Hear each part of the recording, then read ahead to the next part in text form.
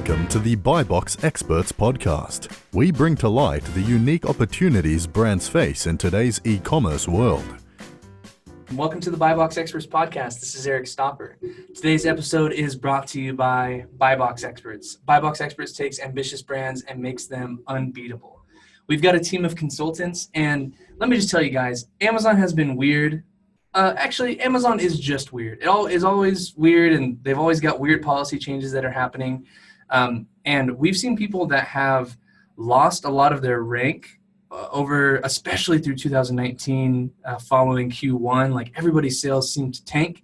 And we found that it has to do a lot with keywords and the way that you're advertising for them. And so please come and talk to our team. We've got all these guys here with me and gals are professional consultants, and we want to help you increase your revenue on Amazon. So go to buyboxexperts.com, click on the free analysis button. It's completely free, no strings attached. We are limited on how much time that we have, so we may start charging for it in the future. Today, we are joined by Elizabeth Grojean, the founder and CEO of Baloo Living, a company that she started while living abroad in Bali. She managed to grow the company to over 6 figures in under 3 months. She is an expert marketer and has worked in some incredible businesses. I would encourage you to go check out her LinkedIn. Her former colleagues say that she has shown this incredible talent to manage cross-professionals, from designers to copywriters to merchandisers, while also managing projects from concept all the way through their release. So Elizabeth is very much an expert, right? She understands how business works, how different groups are able to interact with each other and to succeed. And so, Elizabeth, welcome to the show. Thank you, Eric. Thank you for having me here. I'm grateful to you for giving me an hour to talk about myself and my business and take my head out of sort of, the day-to-day minutia that we're all usually working on. So that's probably the best place to start, right? So we are all super grinding all the time. The people who are listening to this, hopefully they use this podcast as a time to just cut loose and relax from the busy day. It sounds like that's something that's pretty important to you, being able to disconnect from work and get in tune with yourself. It is. It's something I'm always working on. You mentioned briefly that I started the business when I was in Bali, and that's sort of the extreme opposite of how I live now, which is based in New York, and our office is in Soho. So I've gone from sort of extreme relaxation and realized how creative and how productive I could be in that space to being back in the city now and really, really proactively looking for ways that I can find and bring kind of balance back to my life, because I know for a fact, just from observing myself over the past 2 years, that when I can get myself out of the business, I'm a lot more creative, happy, and productive. Get yourself out of the business. That reminds me of, I don't know who said it, but there's a prominent business professional, I think they're here in Utah, where they go to Hawaii every year for like 3 weeks, and they snail mail their phone to themselves so that they're disconnected from it. Is that kind of the idea here, is just to lift above the clouds and get into your own head? Yeah, that's exactly right. I noticed after Q4 last year that, I have this pattern of sort of before my eyes even wake up, before I've even become conscious, I've already become the business in my own mind, and I'm not giving myself any personal space to be a human, to breathe and be human. So after the holidays, I booked a 1-week trip and went to a yoga retreat in Honduras off the coast of Roatan. And I just woke up the first morning and thought, like, wow, yes, this is what I needed, and just gave myself that time. And I'm not like that person you mentioned that could be without their phone for days. I definitely stay connected to it. But I think for me personally, putting myself in a different environment is the best way to sort of decompress and relax and chill for a little while. So that is amazing. I want to table that part of the conversation for a little bit, but I want it in plain view, because the folks that listen to this podcast, right? These are business owners, these are business professionals, these are account managers, these are e-commerce managers, CMOs, VPs. We've talked with dozens of them about exactly what they do day to day. and they really care about success stories and being able to replicate that for their business, right? They want to apply the best practices and hit home runs, right? Like everybody's just swinging for the fences that listens to this podcast. So we want to be better business owners. Specifically, we want to be better Amazon sellers. So can you walk me through, you're in Bali, right? You came up with this idea. You went and you sourced these weighted blankets, and then you listed them on Amazon after taking a course, right? You bought a course? Yes, I took a course that's called Reliable Education, offered by a guy that's based in Australia. Ooh. So it's a little bit funny. His audience is pretty targeted towards Australians. He's trying to explain to them how big the United States is and how big Amazon is, as if they've never known, which was cute. But he had a lot of great information and really painted a broad overview that helped me understand like a starting point, because I know you can easily get lost in YouTube videos. There's never a middle or an end to that. And I needed that structure. Okay. So I took the course. Yeah. Well, I was going to say, would you recommend that everybody takes a course as opposed to just watching the thousands of YouTube videos that are out there on Amazon? Yes, I would say there are so many people trying to make a living as gurus, offering tips and tricks on Amazon, especially on YouTube. Find a trusted source that's vouched for by other successful sellers, and then go deep on their philosophy. At least you'll have a point of view, and then from there you can pivot. You can create your own point of view, but I say take a consistent approach to start. Are you on Reddit? Do you frequent Reddit? I don't go to Reddit very often. Okay. The reason that I ask is because there's this system inside of Reddit, and this goes for everybody, right? Because if you want to find a trusted course, I feel like that can be pretty hard because all these Amazon gurus are trying to make a buck. So of course they're going to make a course. One way that you can find and validate people is Reddit's like forums. They're discussion forums for Amazon FBA and Seller Central, and there are a few other ones. They have a verification process that says this person has made more than X amount of dollars on Amazon, verified like $1 million seller. And those guys are on there all the time, just posting and giving advice. And so people listening to this, like that's one way that you can go and find these trusted sources. But for you, Elizabeth, how right now, if you wanted to just enhance your Amazon knowledge this second, where would you go? How would you verify that? Myself personally, I'm a member of two communities that I find to be extremely valuable. One is called E-commerce Fuel, and the other one is $1 Million Sellers, which is specifically Amazon sellers. And they're closed groups, but they are a wealth of information. So that's where I go. But someone else that I recommend who is more available is Brandon Young. He teaches a course which I think is really affordably priced and killer analytic knowledge on private label business. And you don't do any reselling, right? It's all private label, your own brand. Our business. Yeah, it's all private label.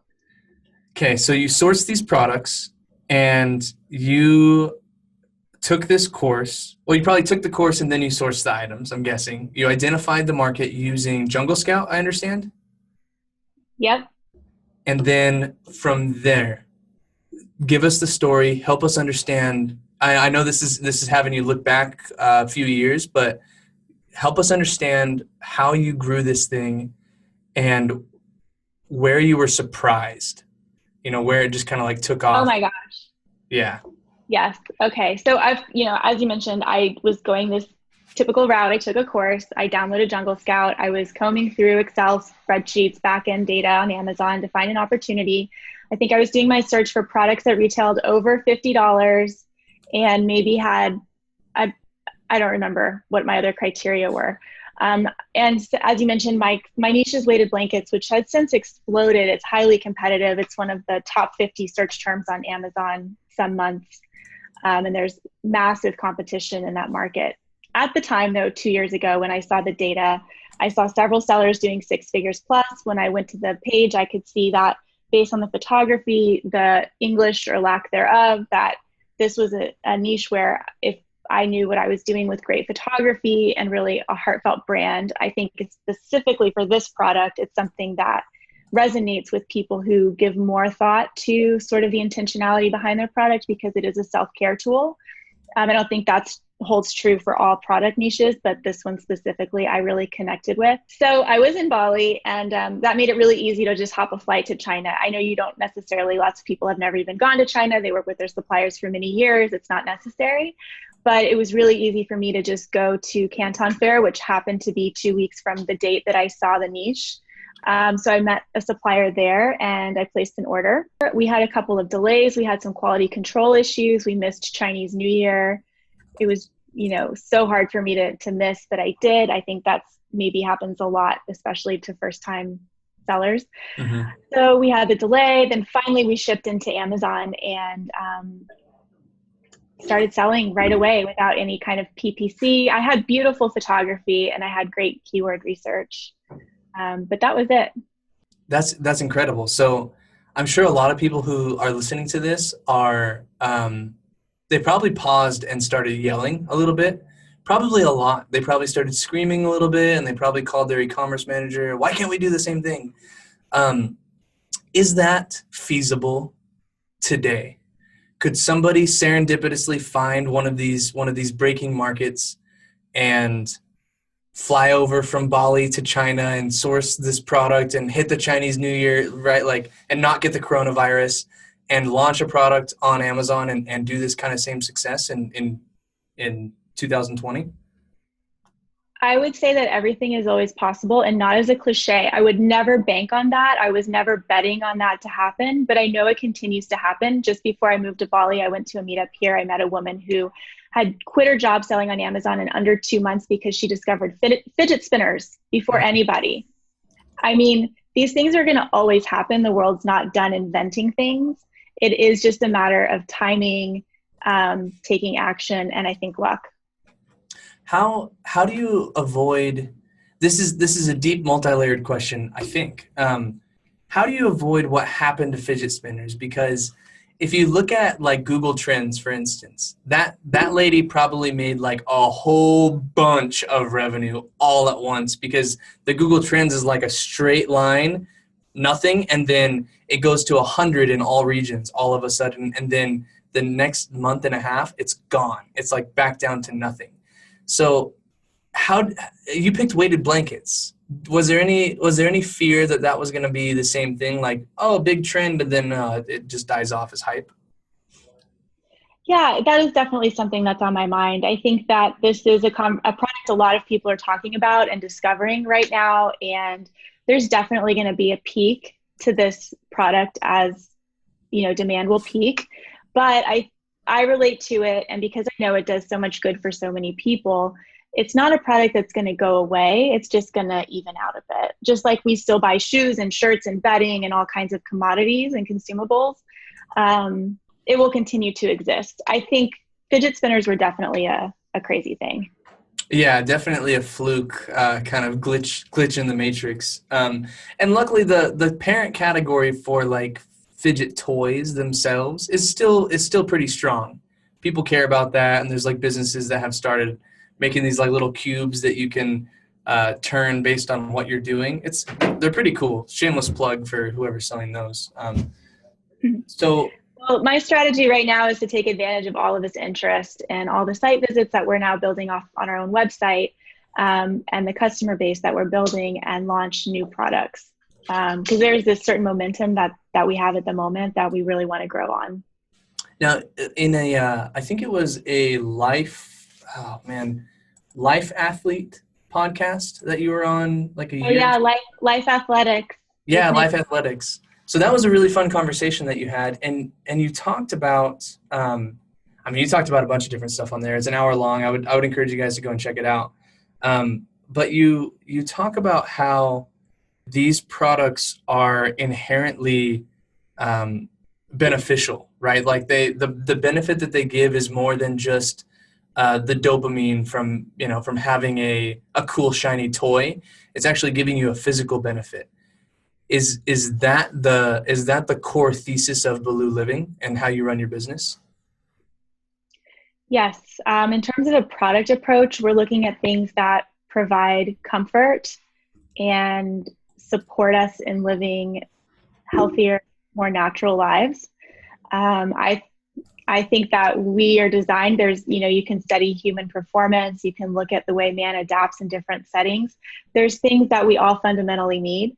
And then there's things that are contra to that just based on the way we live our lives in cities or in the modern world. So time with nature, um, weighted blankets. For those who don't know how they work, they provide a deep pressure to the body, which calms the nervous system down, and all natural. It's like being held or hugged. It's a very kind of primal response that we have that's automatic, that helps people with anxiety and sleep. So I'm looking at things in products that can provide a holistic approach to helping people feel better, whether it's a placebo effect, with the intention and the design of the product, or if it's, more physical, like the way that weighted blankets work. So you've built a brand of these people, right? You collect emails, you collect customer data. On that podcast as well, you mentioned that every time that you were getting a sale in that first year, you were just doing a dance every time, because these were strangers that were taking a chance on you, and it was so incredible, right? It's such an honor, right? That someone would, I don't know. It's this exchange of energy. Like, what is money? What is a business anyway? You're trading something with someone, and you're becoming part of each other's lives, you could say. Yeah, I get the same fulfillment for anyone that has ever sold like livestock before. That's a really emotional process, and it's like value for value, very, very tangible. Like, I'm giving you a chicken in exchange for, like, you're going to help me build my fence. We had a farm growing up. So there's kind of a lot of ways that I want to attack this concept. At the surface, we're talking about building brands that are inherently beneficial to the end consumer, right? Like, you bring them in, you sell them one product, and they're your core. You love them. You would love to just go dancing with them. And now you have the opportunity to build the business past your flagship product. And I understand you do have some other SKUs, but you're launching a new one here pretty soon. Can you tell us about that and how you arrived at that specific that product that you want to sell? Yes, thank you for asking me about this. I'm really excited. We're calling it the Sleep Stone Mask. And what it has is a pocket above the eyes where you can put a crystal, which would be placed right over your third eye chakra. And interestingly enough, that's where the pineal gland also sits, which regulates your sleep and wake cycles. So there's quantum science on I'm not a scientist, please don't quote me, but I do believe in the power of intention and the energy that you can be feeling in crystals. And so this is a sleep mask with an added benefit of something that you can personalize for yourself. And these products, that are they meant to be used together, like my weighted blanket and my third eye chakra sleep mask? I'm just wondering, how zen am I going to get using these Blue Living products? You know what I mean? Am I going to transcend reality and really We'll never see you again. Yeah, I'll just become ethereal. Yeah, so I mean, we've heard people in our team that have been using the sleep mask with the crystal and had just like really crazy dreams in a good way. Oh, interesting. Yeah, so it's anecdotal, but it's definitely fun to experiment with. But the sleep mask, with or without that crystal, it's light blocking. It wraps all the way around your ears. It's very soft, and it just feels really nice. So product development choices, everyone always asks me, right? I probably consult, 100 businesses a week, and every single one of them, even the ones that are established, they're like, Eric, tell me what's hot on Amazon, right? Like, what can I build that's going to be really popular and has a lot of search volume, and there's not a lot of competitors, right? Like, they're just asking for the keys to the kingdom. And what I tell them is follow Elizabeth, because what you've done is you've taken an existing market, sleep masks, and you've incrementally innovated one fundamental aspect of that sleep mask in order to carve out an even deeper niche. Was that the strategy, right? Take an existing one and make a slight change? How did you arrive at this being the product to do? Yeah, thanks for calling that out. That is exactly what I did. I saw how well one of my competitors was doing with the weighted sleep mask, which they launched as an also product, like an add-on, but they were surprised and shocked by how large the sales volume was, in the millions of dollars in their first year. And I definitely wanted to do something unique that would be our own and not copy or imitate. And so that's where I got this idea for the crystal. It's unique. It's not been done elsewhere. It's a sleep mask, but it's something that makes it special. So exactly right, like what you said. It's a huge existing market. And if anybody doubts this whole chakra thing, so I've done chakra meditation for now 7 years, and it's actually pretty incredible. And these niches, right? That is a market. I am in the chakra meditation market. If you can service me and you can service, a lot of these people that Elizabeth is selling to, you'll do well, right? They're searching for things. Like I was talking to an ice fishing company this past week. And guys, you don't get it. There are so many ice fishermen buying so many products, and there's like this whole world that exists. If you can just get into that, like Elizabeth has done with this, holistic wellness, self-care company, you're going to be a big winner. So like my hat goes off to you, Elizabeth, definitely. In that one of the articles or podcasts, at the very beginning and for a long time, 95% of your sales came from Amazon, right? Right. Now, Initially, has that maintained? No, it's changed a lot. What happened initially was very just lucky for us. We had a publication approach us about doing an affiliate revenue article, and I said yes. They asked for 20% revenue share. And when that article published, it blew us out of the water. So we went through all of our Q4 stock within 2 days in 2018. It was complete. I could just have never seen another article since that time even do close to the revenue that one piece has done. And I don't understand what makes it different, but they just must have done a supremely good job at marketing it as a revenue driver for themselves. They didn't pull back the curtain and let you know why? I mean, I would be doing an article with them every week, right? Like, isn't that the way? Yeah, they continue to feature us in their emails and on their articles, which they refresh and update and reshare. So it continues to bring revenue for us, which is amazing. But that's the moment that we went from being 95% on Amazon to being almost 100% on our own website for that period of time, because we were sold out on Amazon and the article linked to our website. Sure. So now, since then, and I have been working with a really great PR company over a year now, and we've invested in SEO as well. So we're seeing about anywhere between 40 to 60% of our sales go between Amazon and Shopify. And it's always tipping back and forth, depending on where the promotions or specials are. And we do offer free shipping, and it's for most states, it's 2 days from our own website as well, using a third-party fulfillment on East and West Coast. So I mean, yeah, so we're on Amazon for people who prefer to shop there, and we're on our own website for people who prefer to shop there. Okay. I mean, there's also a lot. But I would say at this point in time, we are buried. I mean, we are not a top seller on Amazon by any means, only because our price point and, we're not playing the race to the bottom that a lot of the competitors are playing on Amazon in terms of price. So that is the perfect transition. For all the listeners, I want to work with Elizabeth really badly, but we're Amazon first, right? So a company has to be able to see, like, yes, we've got Blue Ocean. We want to really focus on Amazon and allocate our resources that way. And I haven't convinced Elizabeth yet. And I'm going to try a little bit harder on this podcast, just by digging into some of that, because I think this will be really fun. Because you mentioned that you were lucky that you kind of hit this swell, and I mean, even this PR company, how'd you get in touch with them in the first place? Just randomly? There's a friend of mine with another beauty brand. She hadn't worked with them, but she kicked him over. She said, hey, they're doing a holiday gift guide special. So I gave it a shot. And it was just the best decision ever. 20% revenue share from an affiliate revenue article. Is that pretty typical?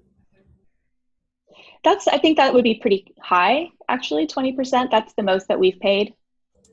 But it's also, it's on standard. Okay. Who is this PR company, by the way, just for like the listeners to go and try to find somebody new? Are you allowed to say? Sure. Yeah, I can give their name. They'll love me forever. They're called Push the Envelope. Okay. It's Michael and Sabrina DeBella. They're located in New Jersey, outside New York, and they specialize in beauty and fashion. Okay. Very cool. So the discussion of Amazon, right?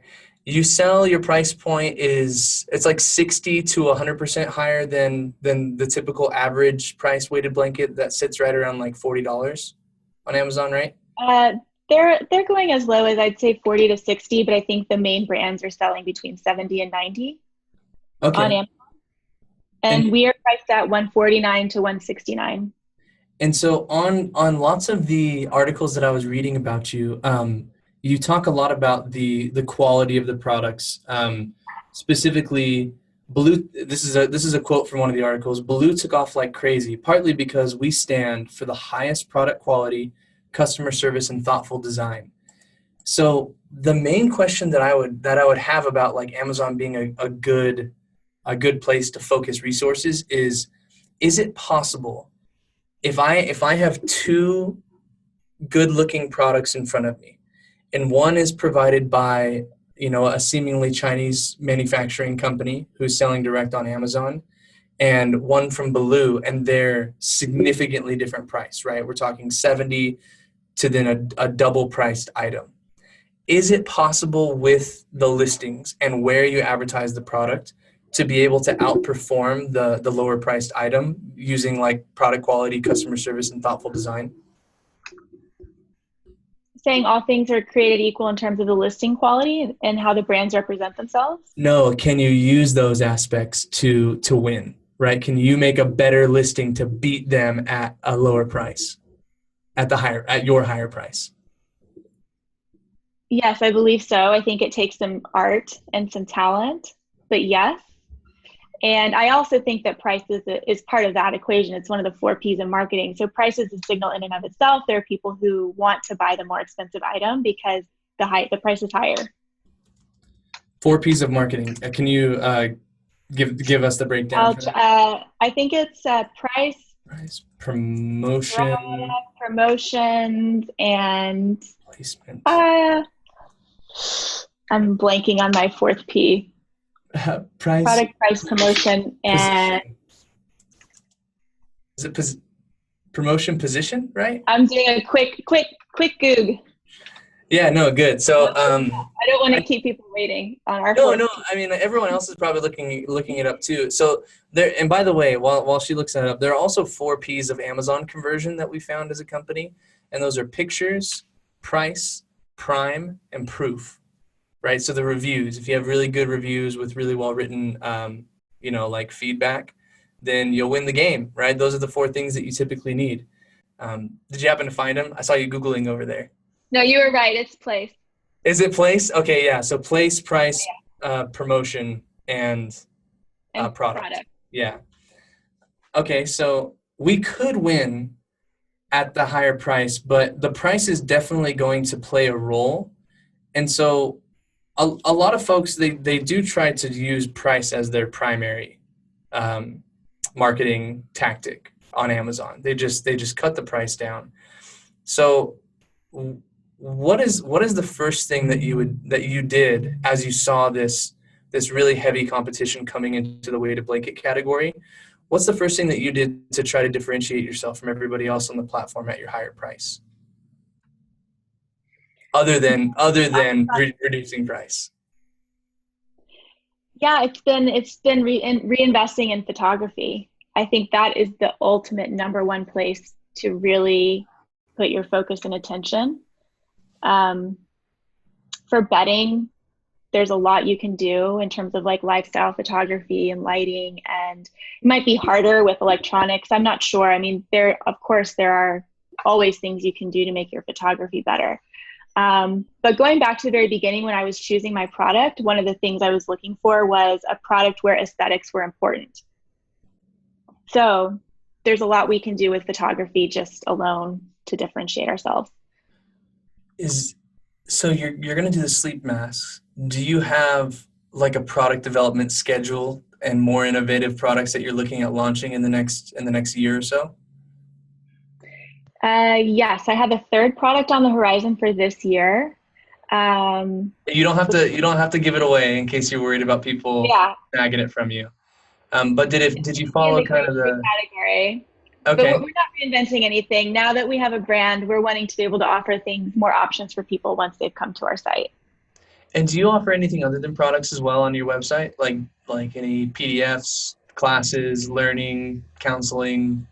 Anything? We do have like free gifts with purchase. We send people audio files, downloads to singing bowls for the different chakras that were actually recorded by a friend of mine in Bali who's a sound healer. And I'm a huge fan of sound as a healing modality. And so I think that's a fun thing to share with people who may have just bought a blanket for sleep. They're like, what's sound healing? You know, this is a fun thing to introduce to them. That's all we've got for now. We have some more things we're planning, but I'm always looking for ways to sort of surprise and delight people, not sell things necessarily. Right. So the creations that we have coming that are sound or audio or downloadables are going to be things that we share with our community. So I want to give you the stage because I full-heartedly believe in a very mindful, like almost gut following management style where yes, you look at data, but you also follow your intuition and you use that in every single business decision that you make, and you empower your employees to do that. And it wasn't always this way for you, right? You kind of have this journey that you've gone through to learn these best practices to improve the way that you run your business. So give us kind of give us the secret recipe, right? Like how can we become more intuitive in our businesses to find the same success that you have had? Yeah, I think that's a wonderful question. And I think the first step in doing that is to carve out time to be quiet. And I think that can be one of the most challenging things in the world that we live in because there's so much stimulation. But for me, that period that, you know, going to Bali and all of that, what that represented and what the key takeaway from that was the space and time to be quiet. And it was awkward and uncomfortable at times, especially because I'd left my job. So I didn't have a way to present myself through my identity anymore. I didn't have a thing that I did to prove myself in the world or something to hide behind. I only had myself, and I really at that time felt almost like a failure because I thought I hadn't figured it all out, and I was kind of going back to ground zero or square one, and that's really uncomfortable. Right. But I had that gift, and so do that in our daily lives. Take 5 or 10 minutes. You know, there's a lot of, you know, I think increasing popularity and discussion about the power of meditation, but that's one of the most powerful things that you can do. Is start small and just find that quiet time, and then through that you'll start to get more familiar with your own thoughts, be able to start to distinguish, you know, what's the ego talking versus maybe your intuition telling you something that you need to hear. And that's a relationship. And I actually had a friend give me some really gorgeous advice one time, which is that if you think of your higher power, your intuition, or whatever relationship, you could call it God, whatever that is for you, it is a relationship. And if you haven't been nurturing that for a long time, you don't have much of a relationship there. So you can practice by talking out loud and saying like, hey, I'm here. I'd love to get to know you better. And I'm shy, or this is weird. But whatever you want to say, to just start to create that relationship and be open to hearing something back. I think that's incredible. Statistically, 85% of you beautiful, wonderful Buy Box Experts podcast listening people are over a 7 out of 10 in terms of stress in your day-to-day lives. When this podcast is over, don't go to the next episode. I challenge you to give 5 to 10 minutes and let your mind wander for a bit and follow what Elizabeth is doing in her business, because I think that it's very telling, and she has been successful as a result. And it almost looks like luck follows you. Do you feel like a pretty lucky person given the last couple of years of your life? I would say it's been ridiculous, the amount of luck that's come in the past couple of years. But I think the reason that it's worked out is because I stopped trying to control everything with my mind. And I sort of decided to trust the universe and to follow the instructions that I felt like I was being given. Because there's those times when you get a clear direction on what you should do and you argue with it because it's not what you want to do, you disagree, but you're still getting the sense of what you should do based on something that you know. And when I stop arguing and I listen to that, there's always a better reason. Like there's something coming that you couldn't have planned for. Incredible. Elizabeth, how do I send people to you to collaborate? How do people get in touch with you? Do they go to your website, contact form? Let us know. Yeah. Actually, so if you go to blueliving.com and contact us, all those emails come to our care inbox, and we have a really small team here. Fun fact, my mom is on our customer service team as well. So we'll get those messages if you write to me there. And the email address also is care@blueliving.com. And then another way to reach me is on LinkedIn or Instagram. But email is always easiest for me to manage. Perfect. Elizabeth, thank you so much for coming on the show. Thanks for listening to the Buy Box Experts podcast. Be sure to click subscribe, check us out on the web, and we'll see you next time.